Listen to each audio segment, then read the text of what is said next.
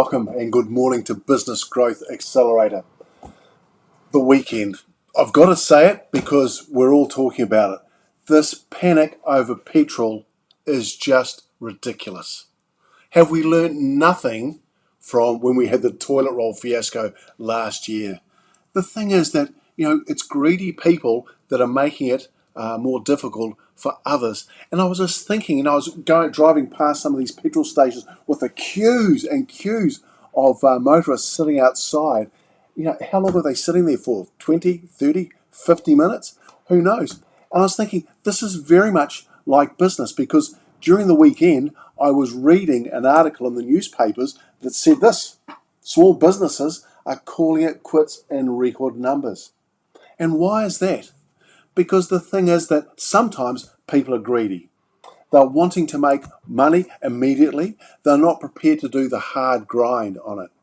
And the thing is, when I was going past these petrol stations, seeing these people trying to get petrol, and no doubt some of it was legitimate. I totally get that. But when I see people filling up jerry cans of petrol, I'm sorry, that is way off the mark. That is just so wrong. And the people that are filling up jerry cans are just being greedy. And it comes down to business owning as well. And I wrote an article on it a little while ago that went something like this: is that why business owners fail within the first 10 years of business.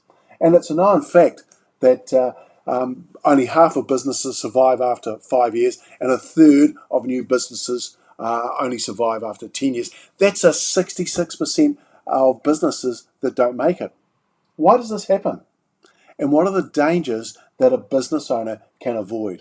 Well, I think the first one is, and here are 5 thoughts I'm going to give you: you started the business for the wrong reason.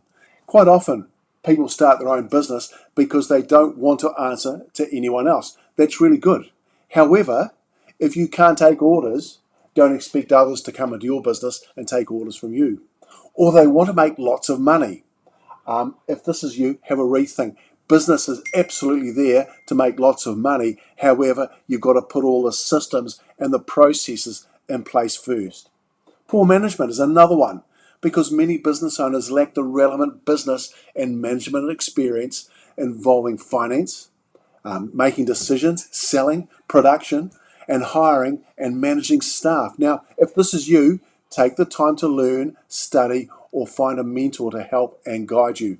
Don't be greedy, just like this petrol situation. Go out and do your learning. Do whatever it takes to enhance your leadership and management skills.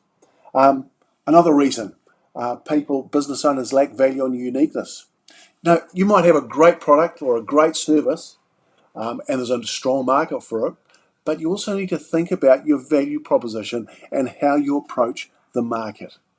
How do you promote your business? Is it something you can do in a completely unique way? How do you create a customized approach or a package that no one else is doing?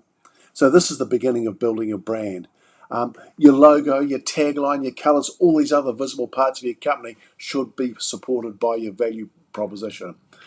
Create a USP that's unique for you. Now, for Janelle and I, it's handwritten cards and letters. We send out handwritten cards and letters as a thank you to people we've met, thank you for things that people have done. They go down a treat because handwriting is just about a lost art these days with emails and all these other voice recognition. Handwritten cards are amazing. Probably the biggest one, and the accountants that are listening to Business Growth Accelerator today will be nodding their heads knowingly with this one, and it's poor financial management. This is the biggest downfall of business owners. It's what Janelle and I call KYN. Know your numbers. It's fundamental to know exactly where all your money in your business is coming from and where it's going to. Now, business owners commonly underestimate how much money is needed, and this is the downfall, I would imagine, of probably 64% of these 66% of businesses that go out.